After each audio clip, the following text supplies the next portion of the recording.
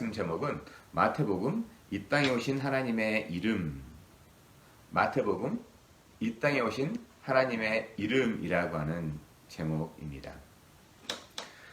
더운 여름날 들녘에서 열심히 일하다가 만나는 시원한 냉수처럼 땀을 흘리는 삶의 현장에서 마음을 시원하게 해주는 친구를 만난다는 것은 참으로 축복입니다. 10년 전에 토론토 다운타운에서 사역할 때 만났던 대학생들이 있습니다. 이제는 가정을 꾸리고 아빠가 되고 엄마가 된 형제 자매들, 또 복된 가정을 꾸리는 친구들이 되었습니다. 사는 곳도 한국, 미국, 캐나다 이곳저곳, 심지어는 두바이, 또 동남아시아에서 지내는 형제 자매들이 있습니다. 이런 친구들이 종종 카톡으로 안부 인사를 할 때 얼마나 감사한지 모릅니다. 제가 왜 이렇게 고마울까 생각해 보니까요. 10년이라고 하는 이 긴 시간 동안 그래도 잊지 않고 있다고 하는 거예요. 그리스도 앞에서 건강한 삶을 살아가고 있다는 것이 참 감사하더라고요. 이런 형제 중에 이제 한국으로 이제 터전을 옮기게 되었다고 대략 1시간 정도 떨어진 거리를 찾아온 친구를 지지난주에 만났습니다. 만나면서 갑자기 시간이 다시 거슬러져서 10년 전으로 돌아간 듯한 마음이었고, 다른 형제 자매들 안부를 묻고 참 감사하는 시간을 가졌습니다. 누군가 잊지 않고 찾아와 준다는 것, 그 사실이 얼마나 복된 삶인가 하는 감격이 이루 말로 설명할 수 없이 좋았습니다. 그런 의미에서요, 누군가를 기억하고 찾고 만난다는 그것만으로도 우리는 충분히 삶에서 감격을 누리게 됩니다. 함께 했던 소중한 추억이 있고 특별한 주 안에서 공유할 수 있는 추억과 감동이 있다면 우리는 아무리 오랜만에 만난다고 할지라도 시간을 거슬러서 그때 현장으로 돌아가는 아주 신기함을 경험하게 됩니다. 근데 요즘 뉴스에서 종종 오르내리는 소식이 고독사라고 하는 주제입니다. 보통 얼마 전까지는 자식들이 다 떠나고 나서 홀로 남은 그 노인들이 갑작스럽게 죽음을 맞았을 때 돌보는 이가 없어서 돌아가셨다고 하는 이 안타까운 소식으로 고독사였는데요. 근데 요즘은 나이와 상관없이 젊은 친구들이요, 창창하게 일할 그러한 나이에 홀로 지내다가 안타깝게 사망하는 그런 소식들이 들려올 때 참으로 속상하고 마음이 비통하지 않을 수가 없습니다. 그렇게 세상과 등진 사람도요, 누군가에게는 소중한 아들이고 딸이면서 충분히 사랑받고 살았을 소중한 생명이었기 때문에 그렇습니다. 그래서 이런 소식을 들을 때마다 마치 죄인인 것처럼 그런 마음이 참 막 쓰라리게 됩니다. 혼밥, 혼술이라고 하는 이 시대의 세태와 시대적인 유행이 짙어질수록 어쩌면 사람들의 마음에는 누군가 곁에 있어주기를 바라는 간절한 마음이 더 클 것이라고 하는 생각에, 그래서 이 시대의 교회는 무엇인가? 이 시대의 교회는 무엇을 말해야 하고 무엇을 실천해야 하는가를 더욱 깊게 고민하게 됩니다. 그런 의미에서 여러분들은 교회의 의미가 무엇이라고 생각합니까? 교회됨의 의미가 무엇이라고 생각합니까? 건물을 세워놓고 오라고 손짓하는 것이 교회일까요? 아니면 우리만의 리그처럼 공동체라고 하는 사람들이 모여가지고 오라고 손짓하는 그 모임이 교회 공동체일까요? 여전히 소외되고 홀래 지내는 것이 마치 시대적인 유행인 양 공중권세 잡은 자가 사람들을 교묘히 속이는 이러한 시류에 대해 과연 교회의 사명은 무엇인가 하는 것입니다. 그래서 교회는요, 어둠이 짙을수록 지난주 우리 제목처럼요, 새벽이 가까운 것처럼 빛이요, 친구가 되어 주어야 할 사명이 교회가 아닐까요? 그들에게 다가가야 되는 것이 교회의 이 시대의 사명이 아닐까요? 오라는 손짓이 아니라 우리가 직접 그들의 손을 가서 잡아줘야 하는 것이 이 시대의 교회로서의 사명이 아닐까 생각하게 됩니다. 오늘 말씀으로 돌아오면 오늘 말씀은 굉장히 신화적인 색채가 강한 내용입니다. 어쩌면 오늘 말씀은 믿음의 스캔들이죠. 걸려 넘어지게 하는 본문이라고 할 수 있을 겁니다. 왜냐하면 상식적으로나 과학적으로 도저히 설명이 안 될 뿐만 아니라 말이 되지 않기 때문에 그렇습니다. 어떻게 여인이 아이를 낳는데 남편이 없이, 아니 남자 없이 아이를 가질 수가 있겠습니까? 그리스 신화처럼 신들이 세상의 여인들과의 관계를 가져가지고 자녀를 갖는다고 하는 이 허구적인 요소가 좀 있지. 여러분 이런 말씀에 대해 어떻게 받아들입니까? 여러분 오늘 말씀에 대해서 여러분들은 어떻게 받아들이고 있습니까? 그냥 믿습니다. 아니면 어렸을 때부터 그렇게 들어왔기 때문에 크게 생각해보지 않았다. 물론 그럴 수 있습니다. 아니 굉장히 좋은 믿음일 수 있겠구나라는 생각을 해봅니다. 하지만 오늘 본문을 조금이라도 생각하게 되면 말이죠. 말이 안 된다는 사실을 금방 깨닫게 됐죠. 그래서 인류 역사상 오늘 본문에 대한 상상력과 추리를 동원해서 그럴싸한 논리, 그럴싸한 이야기를 소설로 만드는 것이 굉장히 많은 버전들이 있습니다. 그중에 유력한 소설 버전이 있다면 이런 겁니다. 마리아를 사랑했던 한 로마의 장교가 있었습니다.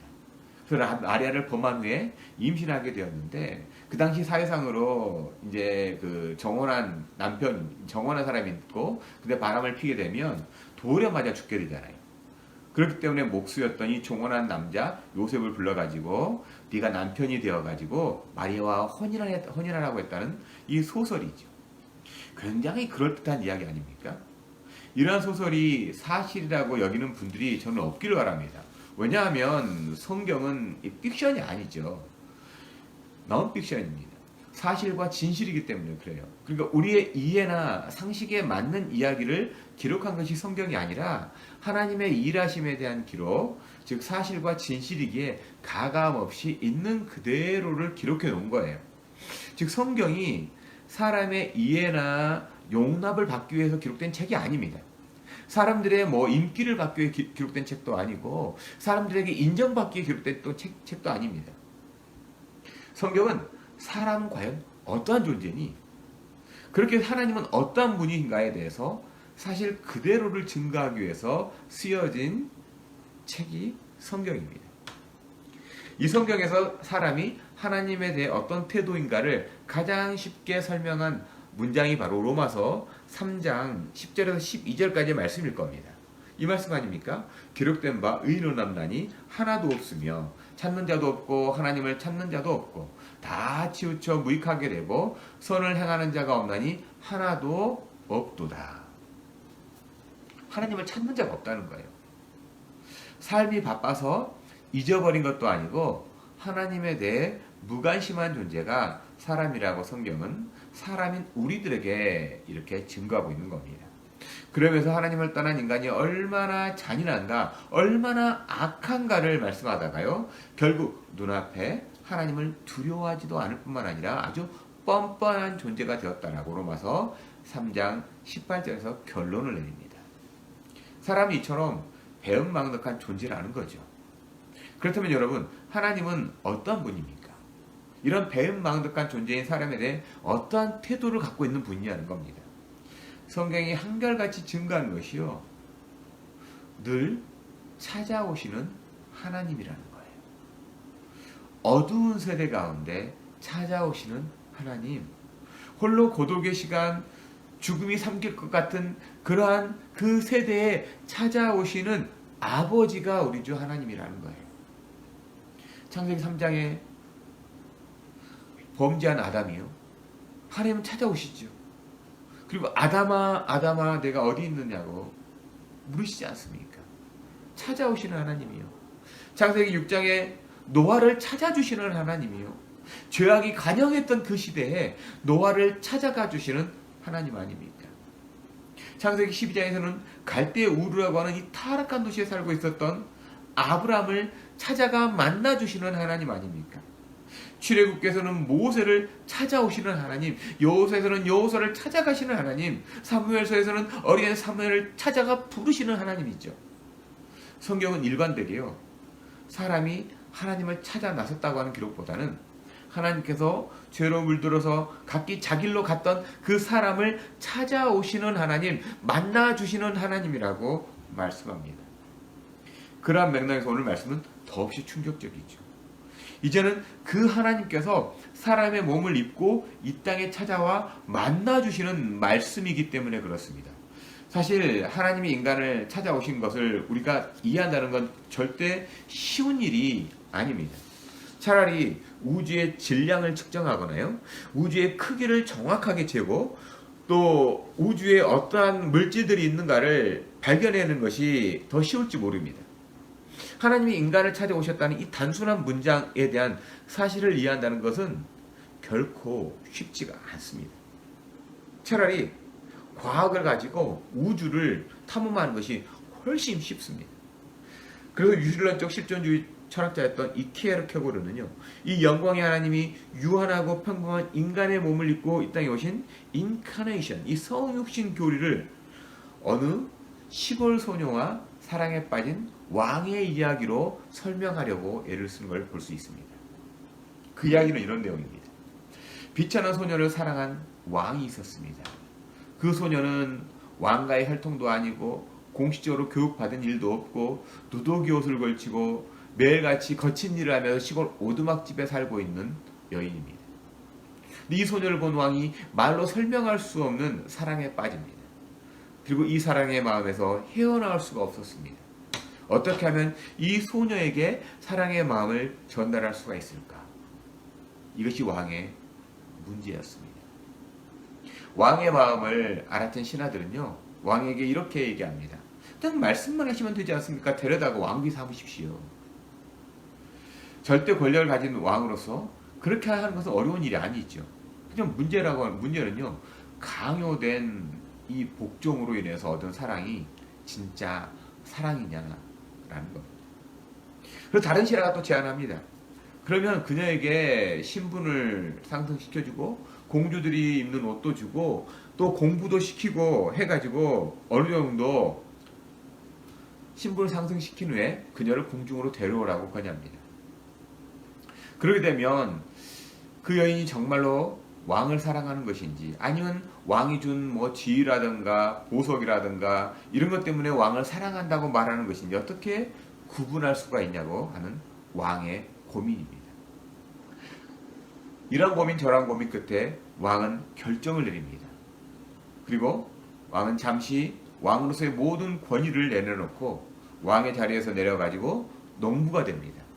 사랑하는 소녀가 살고 있는 그곳에 가서 농부로 살면서 그녀가 입고 있는 그 누더기 같은 옷을 같이 입고 또 같은 음식을 먹으면서 비슷한 오두막집을 짓고 살면서 그녀의 사랑을 얻기로 한 것입니다. 켈케고르는요, 이렇게 하나님께서 인간의 육신을 입고 종의 모습으로 이 땅에 오신 사건이 바로 성육신 사건, 인카네이션이라고 설명하는 겁니다. 이 설명이 다 완벽하지는 않아요. 우리들에게 이해를 시켜보기 위한 하나의 설명일 뿐이죠. 그러면서 또한 강단에서 수없이 들려지는 이 인카네이션에 대한 비유가 있다면 아마 개미의 이야기가 아닐까 생각됩니다. 개미떼들이 앞을 보지 못하고 이제 앞에 놓여있는 절벽을 향해서 막 질주를 합니다. 그 모습을 관찰하고 있던 이 곤충학자가 마음이 안타까운 거예요. 이제 곧 있으면 개미들이 위험에 처하게 될 터인데 어떻게 그들에게 경고를 할 것인가 고민하다가 이런 생각을 해봅니다. 만일 내가 개미가 되어서 저들의 눈앞에서 위험을 전달할 수 있다면 얼마나 좋을까. 이제 하나님은 죄로 말미암아 피할 수 없이 직면해야 하는 심판의 소식을 경고하고 인류를 구원하기 위해 사람이 되기로 하셨다는 거예요. 이것이 바로 성육신 거룩하신 하나님이 사람의 몸을 입고 이 땅에 오셨다고 하는 진실입니다. 팩트인 거죠. 오늘 말씀으로 돌아와서 성육신 사건을 기록하고 있는 이 마태 사도는 정원한 사이였던 마리아의 임신 소식을 알게 된 요셉에게 한 천사가 나타나가지고 내 아내, 네 정원한이라고 말하지만 네 아내와 같은 뜻입니다. 너의 법적 아내인 마리아를 데려와라. 이 임신한 사실은 다른 남자가 아니라 성령을 통해서 아이를 갖게 되었다. 그리고 그분은 인간으로 오실 하나님이라는 걸 말씀하면서 그의 이름을 두 가지로 불려질 것이라고 예언을 주죠. 또 오늘은 우리는 두 가지 이름으로 불리는 구원자, 메시아로서의 이 땅에 오신 그분의 이름을 통해서 하나님의 이름이 갖는 의미, 또 사명을 한번 살펴보기 원합니다. 제일 먼저 등장한 이름이 어떤 이름일까요? 제일 먼저 등장한 이름은 21절 말씀이죠. 21절 말씀 같이 읽어볼까요? 아들을 낳으리니 이름을 예수라 하라. 이는 그가 자기 백성을 그들의 죄에서 구원할 자이심이라 하니라. 첫 번째 이름이 우리말로 예수, 영어로는 지저스이죠. 그러면 마태복음은 어떤 언어로 기록되었습니까? 헬라어이죠. 헬라어로는 예수스라고 되어 있습니다. 근데 마태복음을 기록한 마태가 사용한 언어는 히브리어라고 지난 시간에 말씀드렸죠.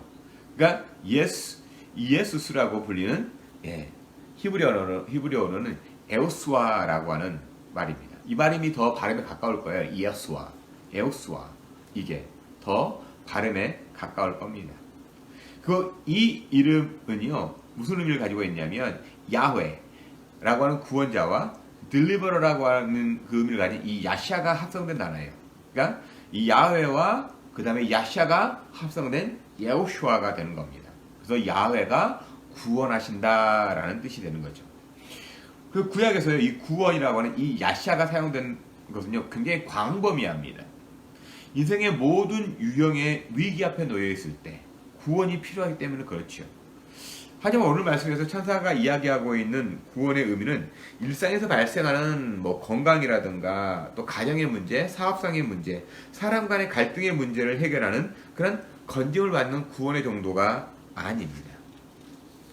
예수의 이름 안에 있는 구원자의 의미는 일상의 모든 문제에서의 구원뿐만 아니라 인간 본연의 문제, 사람의 본질적인 존재로서 가지고 있는 문제까지도 구원하신다라는 의미가 바로 에호스와라고 하는 이름의 의미입니다. 사람의 본질적인 문제, 사람이라면 태생적으로 가지고 있는 문제가 무엇입니까? 죄의 문제 있지요. 그러니까 하나님께서 인간의 몸을 입고 예수라고 하는 이름으로 이 땅에 오신 이유가 단순히 인간이 겪고 있는 가난으로부터 경제적인 구원도 아니고 억압 가운데 놓인 민중을 위해서 정치적인 구원도 아니며 불평등한 사회로부터 구원하게 한 사회적 구원도 아닌 인간 본질의 문제인 죄의 문제에 대한 구원이라는 겁니다. 예수의 이름으로 이 땅에 오신 가장 큰 사명이 바로 구원, deliver, saver 라는 거죠. 그의 생의 절정인 십자가는 바로 우리를 죄에서 구원하기 위한 속죄의 죽음, 곧 대속의 죽음이었던 겁니다. 죄의 삭은 사망이고 그 결과로 영원한 하나님의 거룩한 진노를 피할 수 없는 우리를 위해 사람의 몸을 입고 오신 하나님의 아들 예수가 우리의 죄를 대신하여 속죄의 제물로서 그 생명을 우리의 죽었던 삶이요. 앞으로 심판을 받고 영원히 멸망을 당할 그 자리, 영원한 형벌 가운데 놓일 그 자리에 자신의 생명을 내려 놓으신 것이 바로 십자가입니다. 이걸 함축적으로 설명하는 말씀이 마가복음 10장 45절 말씀 아닙니까? 인자가 온 것은 섬김을 받으려 함이 아니라 도리어 섬기려 하고 자기 목숨을 많은 사람의 대속물로 주려 함이니라. 사람의 대속물로 바쳐지기 위해 사람의 몸을 입고 오신 이름이 예수입니다. 우리는 이 이름의 의미를 알고 믿는 것이 바로 새로운 삶, 새 인생의 시작인 거죠. 로이 레신이라고 하는 작가이자 시인이 쓴 인간에게 가장 필요한 것이라고 하는 짤막한 글이 있습니다. 여러분에게 있어서 가장 필요한 건 무엇입니까? 여러분에게 있어서 가장 필요한 건 무엇입니까? 로이 레신은 이렇게 이야기합니다. 인간에게 가장 필요한 것이 지식이었다면 하나님은 우리에게 교육가를 보내셨을 것이다. 인간에게 가장 필요한 것이 건강이었다면 하나님은 우리에게 의사를 보내셨을 것이다. 인간에게 가장 필요한 것이 돈이었다면 하나님은 우리에게 사업가를 보내셨을 것이다. 인간에게 가장 필요한 것이 오락이었다면 하나님은 우리에게 연예인을 보내셨을 것이다. 그러나 인간에게 가장 필요한 것은 용서였다. 그래서 하나님은 우리에게 구세주를 보내주셨다. 라고 하는 시와 같고 신앙 고백과 같은 글이죠. 구세주의 이름이 예수입니다. 지금도 우리의 삶의 현장에서 내 이름을 부르시는 예수님을 만나기를 축복합니다. 지금도 내 삶의 현장에 찾아오셔서 나의 마음을 두드리시는 그 예수님을 만나시기를 저는 축복합니다. 여전히 하나님은 우리를 찾아와 만나주시기를 원하신다. 또 그 사람이 어떤 사람인가를 알고 싶을 때 종종 우리는 그 사람의 친구를 보면 그 사람을 알 수 있다라고 이야기합니다. 또한 우리처럼 해외에서 살아가는 사람들에게 한 가지 속설 같은 말이 공항에 누가 마중 나오느냐에 따라서 이민의 삶이 정해진다는 말도 있잖아요. 그 세탁소 하시는 분이 마중 나오면 그 사람 세탁소를 하게 되고, 컨비니언스를 하시는 분이 마중 나오게 되면 컨비니언스를 하게 된다는 거죠. 그러고 보니까 20년 전에 저를 처음 마중 나왔던 분이 어느 교회 목사님이셨습니다. 그래서 옛말에 친구 따라 강남 간다는 말이 있는 것 같아요. 친구 따라서 삶이 꼬이거나 어렵게 될 수 있고 쉽게 잘 풀 수 있다는 의미 아닙니까? 또 강남은 멀고 힘든 곳이지만 친구와 함께 가기 때문에 그곳까지도 갈 수 있다고 하는 의미이기도 합니다. 이처럼 사람은 누군가와 함께 하느냐에 따라서 삶도 달라지는 것을 경험하지요. 그 삶을 살아낸 어른들에게 종종 들었던 말이 친구 잘 만나야 한다고 하지 않습니까? 친구를 잘 만나야 한다. 또 사람은 만남의 축복이 있어야 한다라고 말하지 않습니까? 그 친구 잘못 만나가지고 인생 족쳤다는 말도 듣고, 또한 친구 잘 만나서 삶이 풀렸다는 말도 들으면서 우리는 자랐지요. 그만큼 사람은요, 혼자 살아가는 존재가 아니라요, 누군가와 함께 어울리고 함께 살아가는 존재라고 하는 의미이기도 하는 것 같아요. 그래서 아무리 혼밥, 혼술, 홀로 사는 것이 시대적 유행이고 세태라고 할지라도 결국 들여다보면 혼자 살아가는 세상이 아닙니다. 누군가를 만나고 그리워하는 갈망이 더욱 폭증하는 시대라는 거죠. 벌써 10년 전 토론토 다운타운에 고층 콘도가 들어서면서 가장 유행하는 크기의 이 콘도가 싱글 베드룸 혹은 스튜디오 형태, 일명 원룸의 형태의 콘도가 인기가 가장 높았습니다. 근데 코로나19로 인해서 이런 콘도들의 공실률이, 그러니까 비어있는 그 비율이 굉장히 높아졌다고 합니다. 코로나19로 사람 간의 접촉을 할 수 없는 상태다 보니까 오히려 이런 크기가 더 인기를 얻어야 하고, 그래야 하는데 왜 비어있는 곳이 더 많아졌을까요? 사람은요, 홀로 존재할 수 있는 존재가 아니라는 반증이 아닐까요? 가족의 품으로 돌아가고 사람들과의 만남을 더 갈망하는 것을 보면 인간은 함께 살아가는 존재라는 거예요. 코로나19로 인해서 이제 코로나19 이 좀 락다운이 좀 풀리고 스텝이 이제 점점 단계가 내려가는 그 상태 가운데 이 길을 다니다 보면요, 이 공원에 오히려 코로나 이전보다 더 많은 사람들이 모여 있는 것 같아요. 차들이 훨씬 많습니다. 뭐 야구를 하고 아이들이 축구를 하고 뭐 그런 게임을 하면서 부모님들이 다 나오고 가족들까지 데려나오고 친구까지 데려나오는 것 같아요. 그러면서 이게 어느 정도 거리를 유지하면서 사람들이 서로 만나가지고 있는 그 모습을 더 많이 보게 됩니다. 사람이 홀로 사는 것이 유행이고 그것이 마치 시대를 따라가는 것이라면 오히려 홀로 지내는 사람들이 더 좋아야 하고 더 많아져야 되는데 그렇지 않다라는 거죠. 그럼 요셉에게 나타난 천사가 구원자로 오실 그분의 또 다른 이름을 들려주지요. 마태복음 1장 23절 말씀 아닙니까? 한번 같이 읽어보겠습니다. 보라, 처녀가 잉타하여 아들을 낳을 것이요 그의 이름은 임마누엘이라 하리라 하셨으니 이를 번역한즉 하나님이 우리와 함께 계시다 함이라. 당시 유대인들이라면 다 아는 이사야 7장 14절에 나오는 말씀입니다. 이 말씀을 천사가 인용하여 요셉에게 들려주죠. 즉, 이 예언이 지금 이루어졌다는 겁니다. 그래서 그 이름이 임마누엘이다 라고 들려주죠. 예수라는 이름으로 인류의 구원자로서 역할을 증거했다면 임마누엘은 사람과 늘 함께 하시는 동행자의 역할을 나타내는 겁니다. 그래서 하나님 우리와 함께 계시다라고 하는 의미로 이렇게 친절하게 주석까지 달아놓지 않습니까? 임이라고 하는 것은 with라는 말이에요. with, 임. 그리고 마누는 us, L은 하나님이라는 뜻 아닙니까? 그래서 합성된 말이 임마누엘입니다. 우리와 함께 하시는 하나님이라는 뜻이죠. 그러니까 예수 임마누엘은요, 그 이름을 종합해 보면 그분은 우리를 죄에서 구원해 주실 뿐만 아니라 구원하신 후에 내버려 두시는 분이 아니라 사람과 함께 동행해 주시는, 영원히 함께 하시는 하나님이다라는 의미가 됩니다. 그런데 히브리 말에는요, 과거나 현재, 미래의 시제가 없는 것이 특징입니다. 텐스가 없습니다. 시제가 없어요. 그러니까 임마누엘은 앞으로 구원받은 후에 함께 하시는 하나님이라는 의미가 있는 것이, 그런 의미가 있는 것이 아니에요. 문장의 문맥에 따라서 이미 함께 하시는 하나님이라는 뜻도 됩니다. 현재, 지금, 이 자리에 우리와 함께 하시는 하나님이라는 뜻도 됩니다. 뿐만 아니라 하나님 우리와 함께 하실 것이다 라는 말도 됩니다. 무슨 말일까요?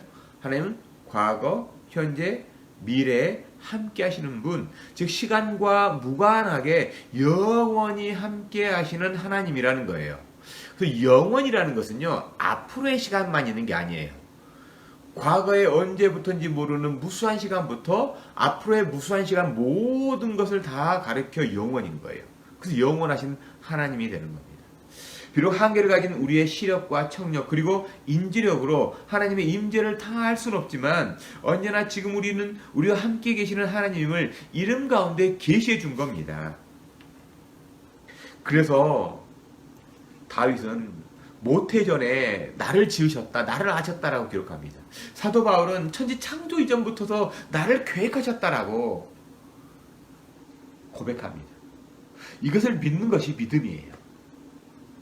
이것을 따지고 이것을 파헤치는 것이 믿음이 아니라 하나님의 영원성을 받아들이는 것, 그것이 믿음이라는 거예요. 그 하나님이 지금 이 자리에 계시잖아요. 그리고 우리는 마침내 야곱처럼 고백해야 될 겁니다. 그가 과연 여기에 계셨건을 우리가 깨닫지 못했구나. 내가 깨닫지를 못했었구나. 나의 깨달음과 무관하게 하나님은 여기에 계셨구나 라는 고백 아닙니까? 또 우리는 마침내 엠마의 마을에서 두 제자들처럼 눈이 밝아져서 길에 함께 하신 줄 우리가 몰랐다. 그리고 이 식탁에서 함께 하신 줄을 미처 몰랐다. 그분이 주님이신 줄을 미처 몰랐다라고 하는 고백 말이죠. 임마누엘. 그 이름의 의미가 하나님은 우리와 함께 하시는 축복인 겁니다. 우리가 이 땅에서 실패하고 못 견딜 만큼 외로워하다 쓸쓸히 떠나는 이유는 하나님 없는 만남, 하나님 없는 홀로서기를 추구하기 때문에 그렇습니다. 어떤 사람에게 있어서 모든 것이 완벽하게 갖춘 것처럼 보인다고 할지라도 하나님 없는 인간들끼리의 만남은 결국은 파멸과 공멸함으로 실패하고 망하고 말게 됩니다. 그렇기 때문에 마태복음 마지막 장인 28장 마지막 절은 임마누엘로 끝이 납니다. 십자가에 죽으시고 부활하신 우리 주님께서 다시 제자들을 불러주신 소명과 함께 보고 만지고 느꼈던 것을 그대로 전해야 하는 전달자로서의 사명을 주시잖아요. 그리고 이 길 앞에서, 이렇게 달려가야 할 길 앞에서 두려워 살아가는 제자들에게 임마누엘의 약속을 상기시켜주는 것으로 마태복음은 마무리가 됩니다. 마태복음 가장 마지막 절 28장 20절이 이렇게 말씀되지 않습니까? 내가 너에게 분부한 모든 것을 가르쳐 지키게 하라. 볼지어다 내가 세상 끝날까지 너희와 항상 함께 있으리라 하시니라. 때때로 함께 있으리라, 생각나면 함께 있으리라가 아니에요. always, 항상 함께 있겠다라고 약속해 주시잖아요. 장애인들의 인생 이야기를 담은 책에 나오는 대목 중에 하나입니다. 암을 치료하면서 이제 몇 달 동안 병원에 누워있던 한 여인이 있었습니다. 이 병실을 돕는 한 청년이 와서 도움을 받아가지고 오랜만에 휠체어를 타고 병원 옆에 학교 운동장으로 나갔습니다. 나가보니까 장애 어린이들이 육상 경기를 하고 있게 되었습니다. 그래서 그 경기를 바라보게 됩니다. 구경하게 됐죠. 장거리 달리기 경기가 한창 진행 중이었는데 갑자기 나이가 한 50쯤 되어 보이는 중년 여성 아주머니가 가죽 신발에 치마를 입고 손에 큰 지갑까지 들고 경기장 그 트랙 옆으로 달려가서 트랙 달리고 경기를 하고 있는 트랙 그 바깥에서 장애를 가진 자기 딸과 함께 달리면서 딸을 응원하는 모습이 인상적으로 눈에 들어왔다고 합니다. 그래서 그 소리를 들려보니까 딸의 이름을 부르면서 멈추면 안 돼, 달려야 해, 달려, 달려 하는 그 소리. 그 소녀가 엄마가 나타나기 전까지는 비틀거리며 달리고 있었고 자주 넘어졌고 우승할 가망성은 전혀 없어 보였습니다. 그 아이 엄마가 원하는 것은 단지 그냥 완주하는 것으로 보였습니다. 그런데 엄마가 달리기 시작하니까 소녀에게 놀라운 변화가 일어납니다. 자세도 바로 잡고 균형 감각과 인내심, 리듬이 다시 살아난 듯합니다. 마침내 소녀가 완주를 했습니다. 그리고 소녀가 결승전을 통과하면서 엄마의 품에 쓰러질 듯 안기게 됩니다. 이 가슴 뭉클한 장면을 보고 병실로 돌아온 이 암 치료를 받고 있던 그분이 그날 밤에 감동적인 편지 한 장을 자기 아들에게 써내려가기 시작합니다. 그녀가 낮에 보았던 장애 아동들의 경기 이야기, 그리고 딸과 함께 달리던 엄마의 이야기로 시작해서 편지는 이렇게 이어집니다. 상황은 다르지만 지금까지도 나도 너의 곁에서 함께 달리며 너를 응원하는 인생을 살아왔다. 이제 엄마도 장애인이 된 지금 너의 경기를 관전하는 구경꾼의 자리에 서게 된 내 자신의 모습을 내내 그려보고 있다. 그리고 아무래도 오래 살지 못할 내 병을 내가 알기에 조금만 더 시간이 흐르면 엄마의 모습도 보이지 않고 엄마의 목소리도 들리지 않는 곳에서 달려야 할 내 모습을 바라보고 있다. 그러나 아들아, 그때 엄마의 모습이 보이지 않아도 엄마의 목소리가 들리지 않아도 나는 내가 여전히 너의 곁에서 너와 함께 달리고 있는 엄마의 모습을 보고 엄마의 목소리를 들었으면 한다. 달려라. 나의 소중한 아들아. 포기하지 말고 달려라. 달려. 나는 여전히 그렇게 응원하고 있을 거야. 그리고 엄마의 힘도 너의 자신도 너 자신의 힘도 미치지 못하고 내가 넘어져 있다면 그때 엄마는 하늘나라에서 기도하고 있을 것이다. 주님, 이 세상 끝날까지 항상 함께 하시겠다고 약속하셨잖아요. 주님이 가셔서 일으켜 주세요. 주님이 함께 해 주세요. 그리고 그때에도 너와 함께하는 주님을 의지하고 엄마의 기도를 의지하고 나는 내가 인생의 경주를 완주해 줄 것을 믿는다. 아들아, 일어나 달려라. 포기하지 말고 달리는 거야. 주님과 함께 달리는 거야. 아들아, 임마누엘 화이팅. 기도로 함께 달리는 엄마가. 우리는 홀로 서서 잘 살고 있는 것 같지만 누군가의 중보와 함께 하시겠다는 우리 주님의 약속이 붙들고 있었음을 고백하지 않을 수가 없죠. 여전히 앞에서 끌어주시고요. 곁에서 붙들어 주시며 뒤에서 밀어주시고 위에서 지켜주시며 아래서 받쳐주시는 그 하나님의 이름이 임마누엘, 함께 하시며 내가 너희와 함께 하시겠다라고 약속해 주신 예수 그리스도 아닙니까? 한 주도요, 홀로 있는 것처럼 외로울 때 주님의 얼굴을 바라보셨으면 좋겠습니다. 언제나 힘주시는 하나님으로 한 주도 잘 살아내셨으면 좋겠습니다. 홀로 아니지요. 내가 세상 끝날까지 항상 너희와 함께 있을 것이다 라고 하는 이 언약이 나와 함께 있는 한 우리는 결코 홀로가 아닙니다. 우리는 결코 홀로 서게 할 필요도 없습니다.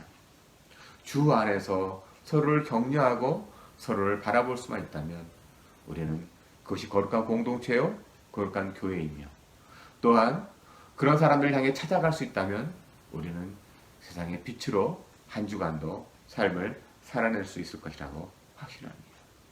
예수, 우리를 구원하시는 그 주님, 임마누엘, 내가 세상 끝날까지 항상 너희와 함께 있으라 말씀하시는 우리 주님의 약속이 있는 한 우리는 이 세대도 결코 넘어지지 않고 삶을 끝까지 완주해내는 거룩한 성도로 사명을 끝까지 이루어내는 거룩한 제자로서의 삶을 살아낼 줄 확신합니다. 그러기를 주님의 이름으로 간절히 축복하고 원합니다.